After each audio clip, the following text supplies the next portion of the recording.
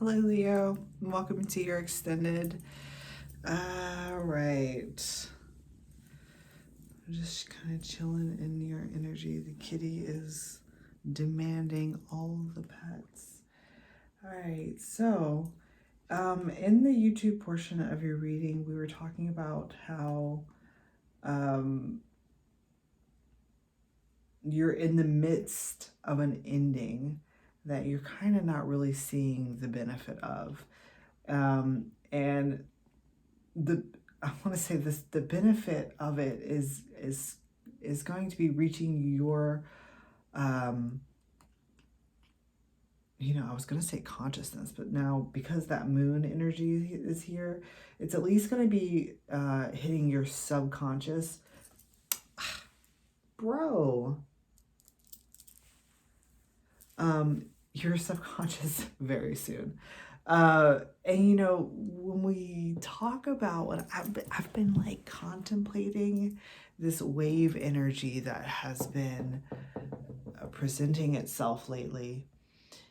And, with all the, number synchronicities and, things, just like the variety of questions that I've been asking my guides about the wave. What does a wave mean? Why was it created? How did it start? What is it symbolic of? What is it actually going to be bringing us? If it's coming, waves come crashing in, like when it impacts us, what is it going to be bringing in for us? And the answer that I've been receiving lately is that it's bringing this an awakening in for us. People talk about, okay, yeah, I'm going through a spiritual awakening and all of this stuff. And a lot of people think, and here's the ticket to your YouTube portion, is that there is kind of a misunderstanding that when you have a spiritual awakening, you only go through one. And that's not at all the truth. It's not. You kind of go through them one after the other, after the other, after the other, because it is a constant education in which you're growing. And it is kind of like waves. Like the next wave comes over and then you can see the next one coming, and it does keep coming. It is a constant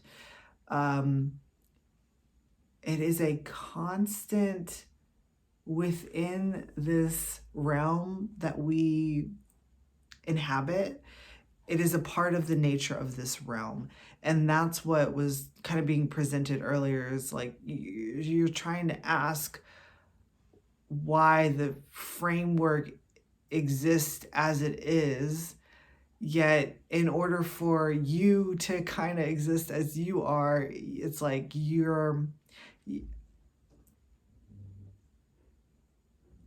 it's like if it wasn't any other way, then you wouldn't be able to be that way. I don't know. In my mind, it makes so much sense. But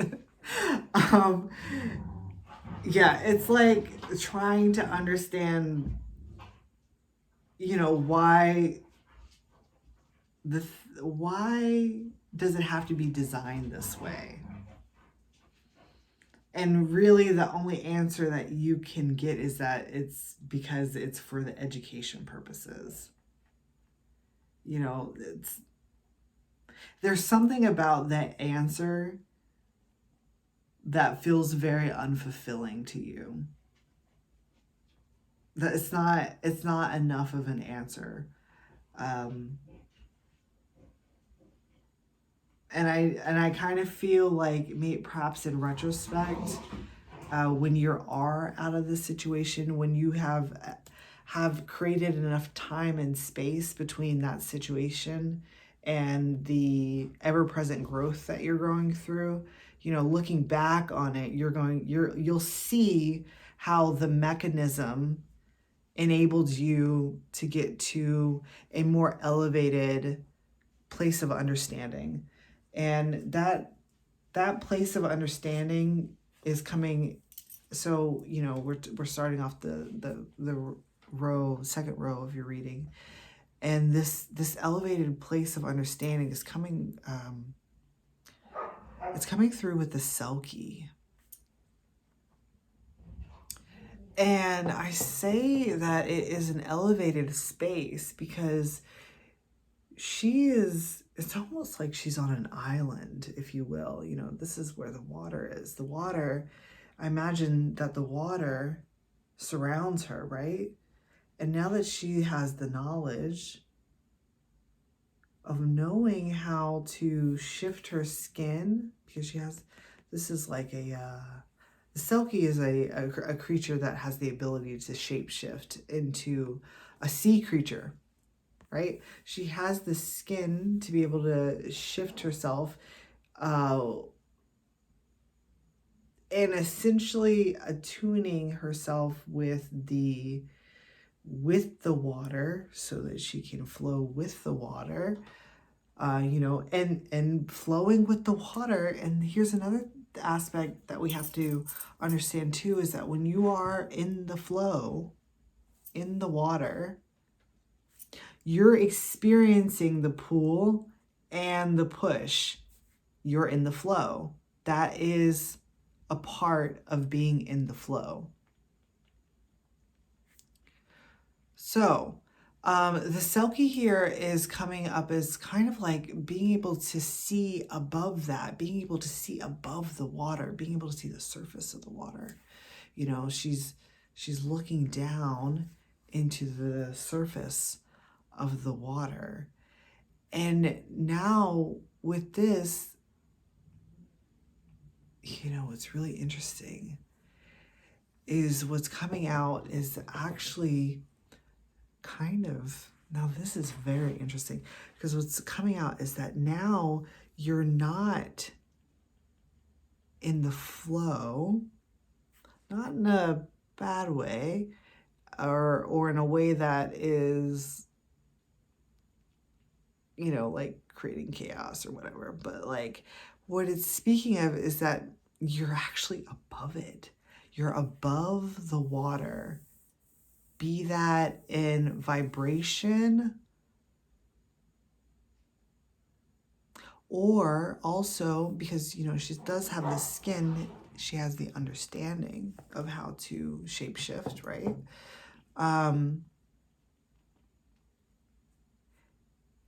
We were at the very end of your YouTube portion of the reading, we were speaking about how you now have the knowledge of how to manipulate the flow. And so it's kind of coming out as, in order to manipulate the flow, you are in a sense above it and looking down onto it. And now it's kind of speaking about, especially with the Two of Cups that's following it, it's like it's talking about like scrying. And scrying talks about watching the flow, watching how the waters pull back and crash, how the waves flow, and how the wave affects other beings that exist in the water.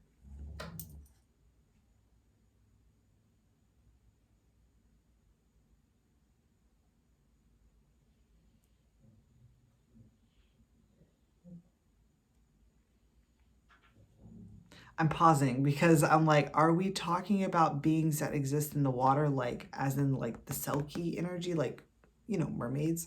Or are we speaking of like how, okay, because do fish know that they're inside the water? The atmosphere that we are in, can we perceive it? I think that's kind of a tangent, but it's a little thought experiment. But you know, with the Two of Cups, it's essentially it's talking about how you can now see, because you have the knowledge of how to manipulate the flow and read the flow and do all this stuff. You can now see how the flow affects other people. You are, this is that black and white thing. Ooh, that's coming up again. You can, there's the shift. That's the, okay, so now we're speaking of that shift again.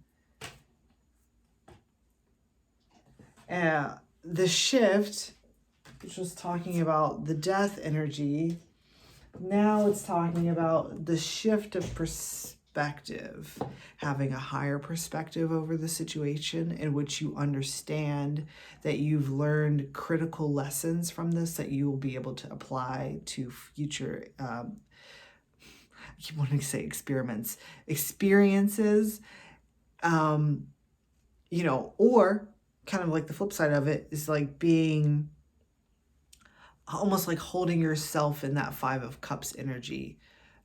It's a lower vibration, if you will. That lower vibration is what's going to pull you into the water. 1111 again. It's going to pull you into the water. And when you're pulled into the water, you are now affected by the flow, the waves that come, that are crashing. Instead of seeing them, you're experiencing them. It's almost like you have an option. You have the option of being able to like kind of like go in between both perspectives, if you will. That's just crazy because, you know, after the Two of Cups, we have the Two of Swords, which is talking about both of those perspectives. And the Two of Swords, you know, I've learned this, you know, I actually learned it from the gentleman who gave me this deck, this gift. We have conversations about this type of stuff, and we were talking one day about, you know, my own education of the tarot, and he was saying that the Two of Swords,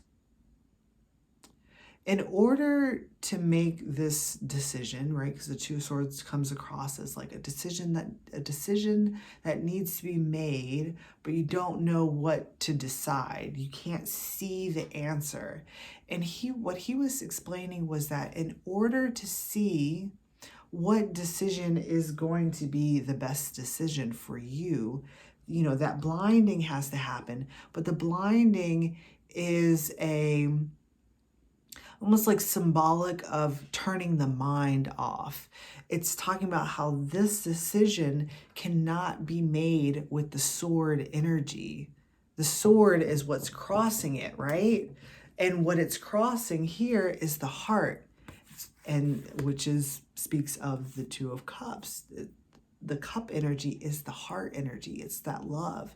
And if you're in a space in which you're thinking only with logical thought, which I want to say is, or I mean, of course you'd be thinking with logic. That's all logic, whatever. You know what I'm talking about. But like, if you're in that space, you are kind of putting yourself in this cup energy. This is very interesting now, because what I'm seeing now, there is a little bit of trickiness to this, in that, you know, we talk about how the knowledge,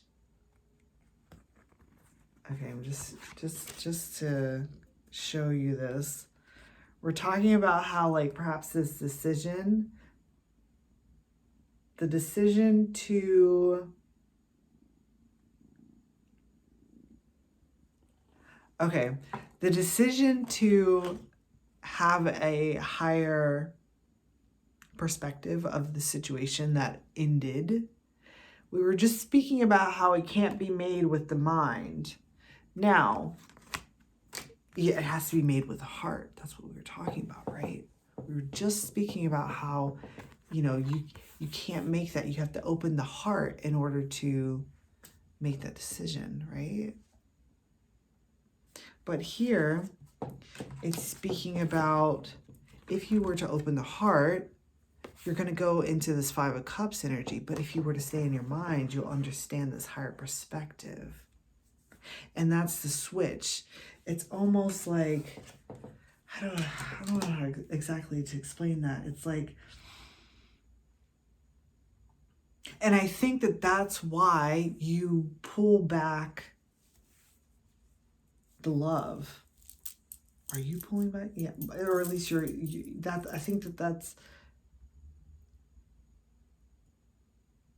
symbolic of, the pulling back of the cup energy, the water, the love, is putting you by, this almost looks like healing. Now that I do this with my hands, by closing, that's so interesting because, we're always told to stay open, keep your heart open. By closing your heart space off, it has actually promoted you to go into your mind so that you can understand that this was an education. By pulling even your own waters back, it's helping you to see fully, clearly, crystal clear that this was an education. And that, in the Virgo reading, we were talking about how when the wave comes back, that you'll be in your body. And so when you are in your mind space and you've sought that higher perspective, we could potentially speak on the lines of how you're kind of, with a higher perspective, you are outside of your body, right? You are outside of the flow, you're out of the water and you're looking down on it, right? So when you're coming back into your body, when that switch happens and you come back in, you're experiencing that Five of Cups energy that we were talking about, that heart energy. It's like you're experiencing the wounding of that ending. That's when this wave is coming. That is at the precise moment when that wave is coming through. And what it's doing is it's almost, I'm seeing it as it's like a flushing. Was there a flushing in that Virgo reading too? I can't remember. But yes. So it's coming across as flushing. It's a flushing energy, a flushing of your heart space.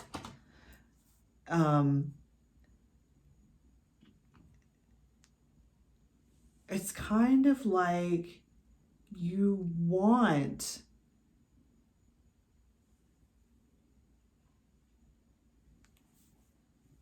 when this wave comes through, you want to be open. You do want your heart to be open to it. But it's like there's a key that needs to be acquired. It's essential that you do go through that process of kind of like that, like seeing, it's seeing a higher perspective.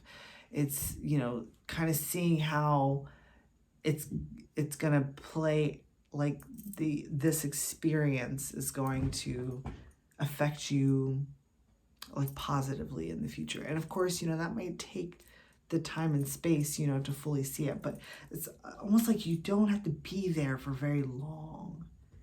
It's only the two you don't have to be there for very long, and then it's like you come right back in.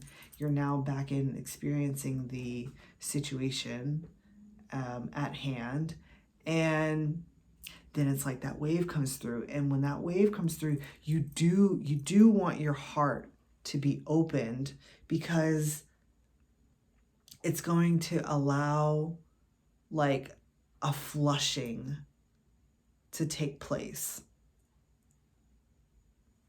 So with the next, towards the end of your reading, we have,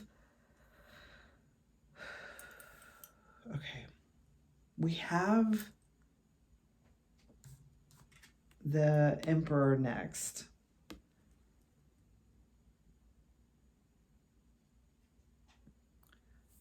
And it's coming out. So when you see in the thumbnail, it's coming out below the Fool. So when this wave comes over you and everything in your heart space is flush, it's kind of referring to like a heart awakening. And the process has, in essence, like,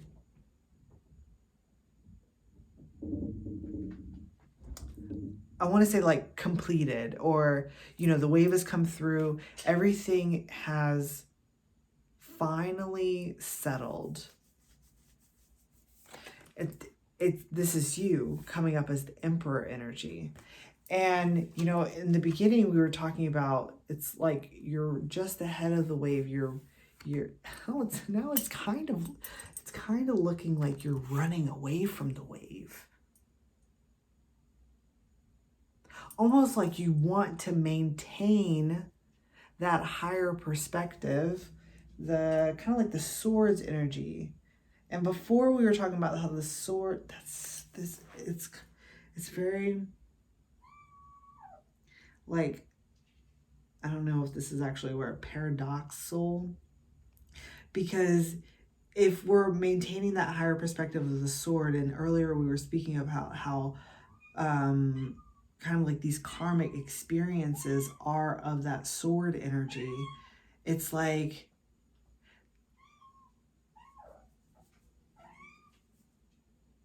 it's almost like the higher perspective kind of keeps you in a, this is so strange, this is kind of bizarre, and then it's interesting that I'm saying it like this, but it's like the higher perspective, being outside of the flow, is causing you to stay in cycles, is what it's referring to.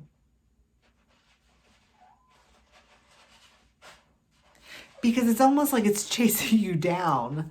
It's like, wait a second, there's something that, it's like it's kind of like, I mean, it's almost like an algorithm or something that has like noticed a, I'm looking for a word. It starts with a D. I want to say like a defect, or not that you're a defect or anything, but like a anomaly.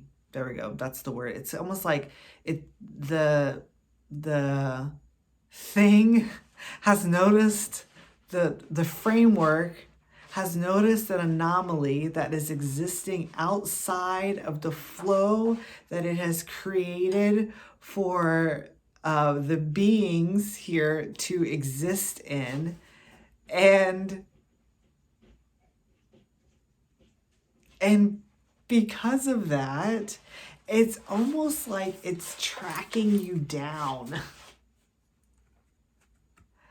It's kind of presenting as like you've escaped the Matrix, sort of, in that type of idea. It's like you've escaped the effect of the framework, the Matrix, the wave, the flow, like that you've escaped that effect of it. And because of that, it's like, whoa, hang on a second, there's someone missing. Let's go pull them back in. Let's pull them back in. And it's like you're kind of in this the wonderment of experiencing the brand new unknown. And what's happening is that it's like that wave is following you. The wave is following you because,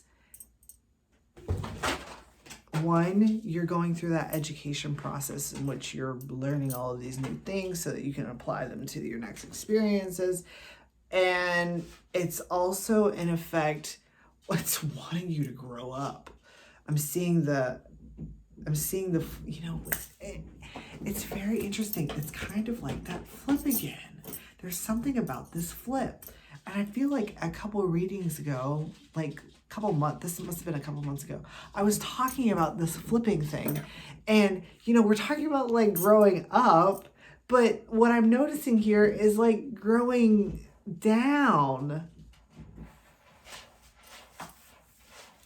It's like the wave wants you to complete this growth so that you can now, because the Fool is the emperor, just, at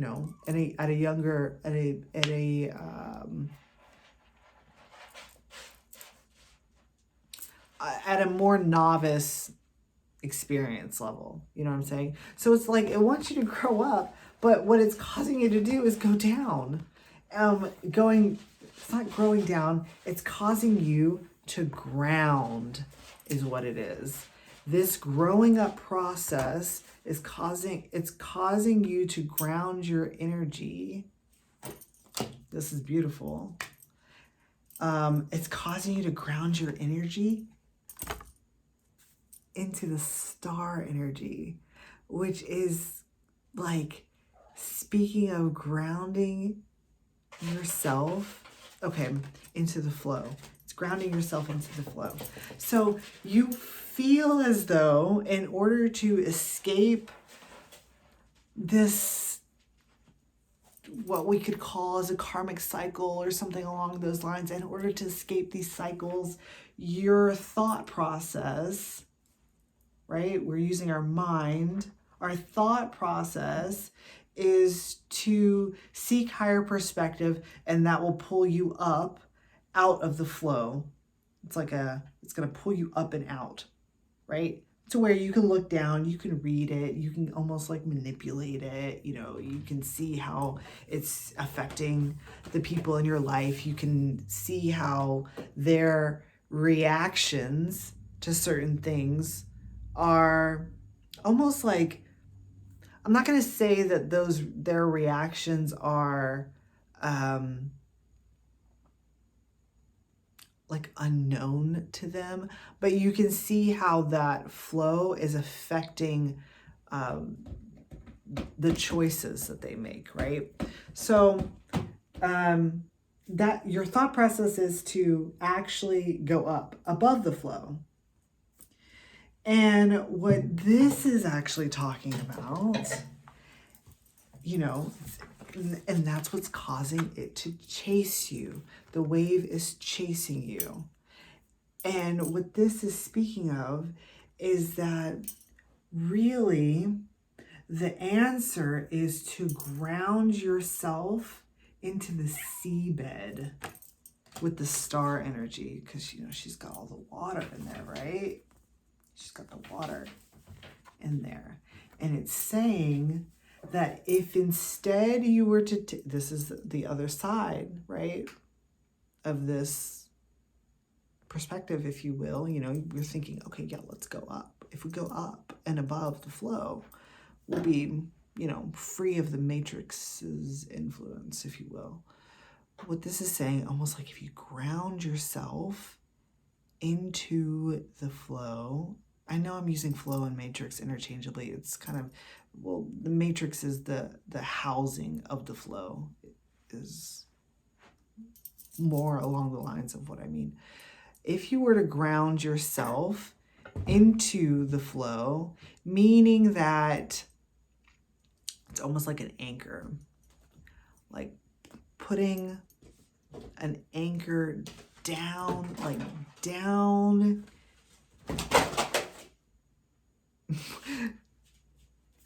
Bro, what are you doing? Putting an anchor down into the seabed, a deep one, a deep anchor, and then existing in that way. Because now what that means is that you are a part of the flow.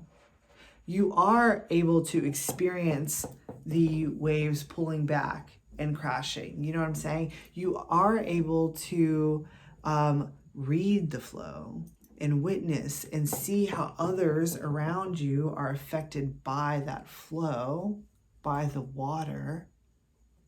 But what it's not doing is that it's not affecting you. It's another form of kind of like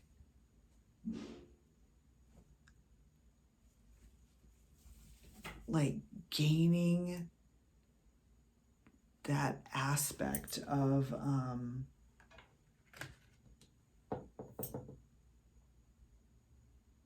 it's like the first time that you did it was an experiment, and then we're learning that, whoa, that's actually not the way to do it. Now the second time you do it, you're going to do it in a different way, and this time you're going to learn that that's the key. Like that's the way that it works without anyone noticing that you're not in the flow.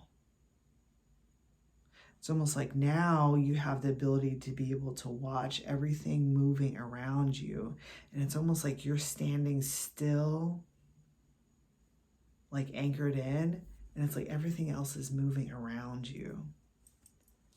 You know, and then around you is that Two of Swords and the water, the star energy. And in both of these cards, you can see how the water has been pulled back. The water here, not necessarily, it kind of looks like it's being pulled out, but it's more like being filled.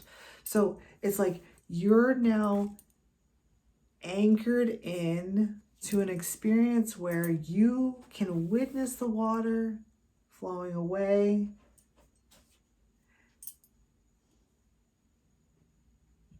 And you can experience it being poured back in.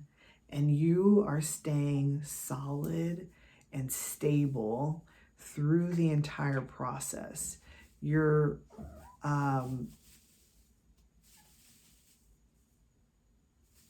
retaining, I was going to say sovereignty, but sovereignty almost sounds, yeah, I guess it's sovereignty.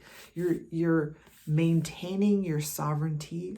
It's almost like coming across as like without the natural occurrences of this realm noticing. That's interesting, because you don't like, when we are in our day-to-day life, you don't think that like all this stuff actually is controlling us, but it is. And it's like you're now learning how to maintain your own control. This is what's coming out there. All right, so now there is like a last little blip of information here, and it's coming up as this in these last two cards, with the Emperor and the star energy. And it's speaking of that even though in your first experiment you went up, at that higher perspective, I don't know exactly where, I don't know, but like in your first experiment, you went up, right? And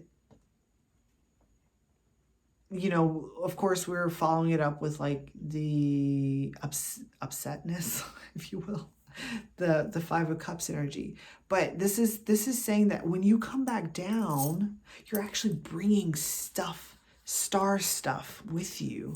There's information or some type of like star information.